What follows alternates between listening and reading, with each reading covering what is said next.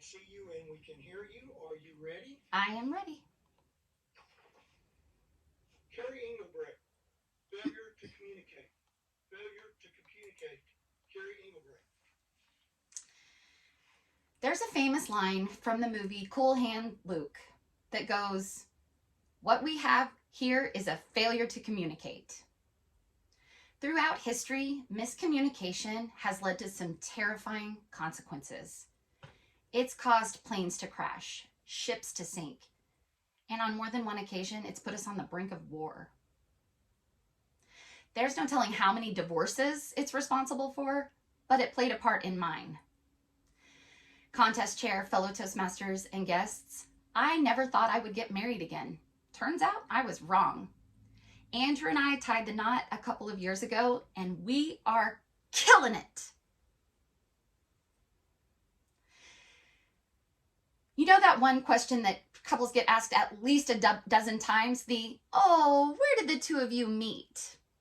The truth is, we met at a karaoke bar, but that doesn't make for a great story. So instead, we tell people we met at farmersonly.com. It is ironic.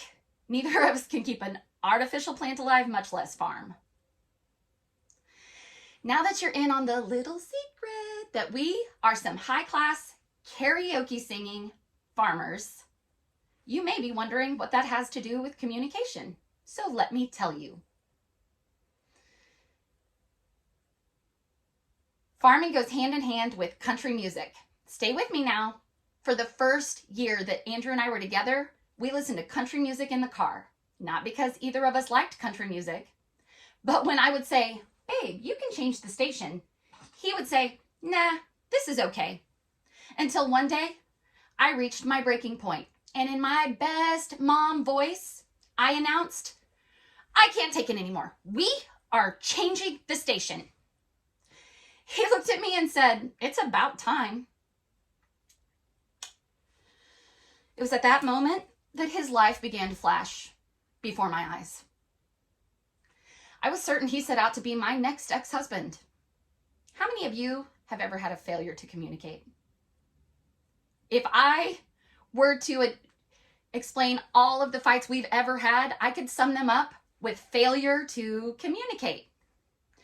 We know what it feels like to have good conversation when you walk away feeling engaged and understood. There were 3 lessons that Andrew and I had to learn about communication to begin our happily ever after. But first, I must warn you that not all advice is good advice. For example, you may have heard about mirroring, where you repeat back to the person what you heard them say. Or maybe you should nod and say, to let the other person know that you're engaged. You can just go ahead and forget all of that because it is crap. There is no reason for you to learn to show that you're paying attention if you are in fact paying attention. Early in our relationship, I found this article titled "The 36 Questions to Fall in Love." I was optimistic until we got to question number 11, which read, "Take 4 minutes and tell your life story to your partner in as much detail as possible." Andrew went first, and when he was done, I was so mesmerized by what he was saying, I suggested he continue. 2 hours later, he was still talking, and I was looking for a polite way to leave the conversation and his living room. I didn't think he was ever going to wrap it up. I kept thinking, how many lives has this man lived? Is he a cat? Let's face it, no one cares if something happened on a Monday or a Tuesday, or what color shirt you were wearing, or what the name of your best friend's sister's dog was. That level of detail is conversationally exhausting, and it's boring. Lesson number 1, be brief.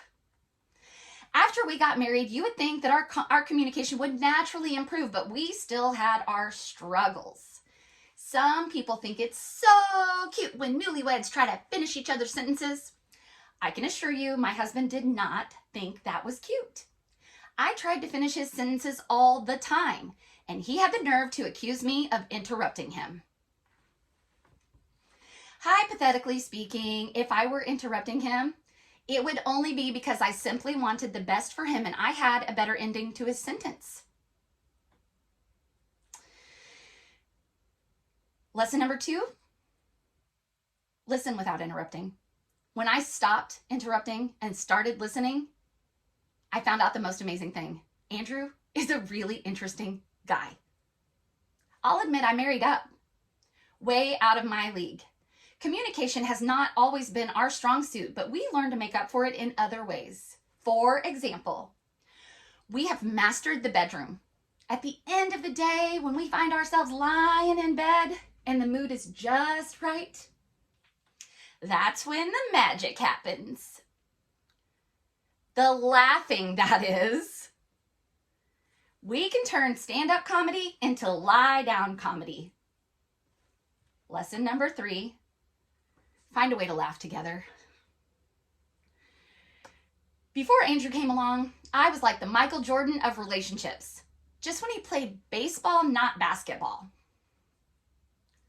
Relationships are hard work. We can all strive to reach the professional level, but let's face it, there's only one Michael Jordan.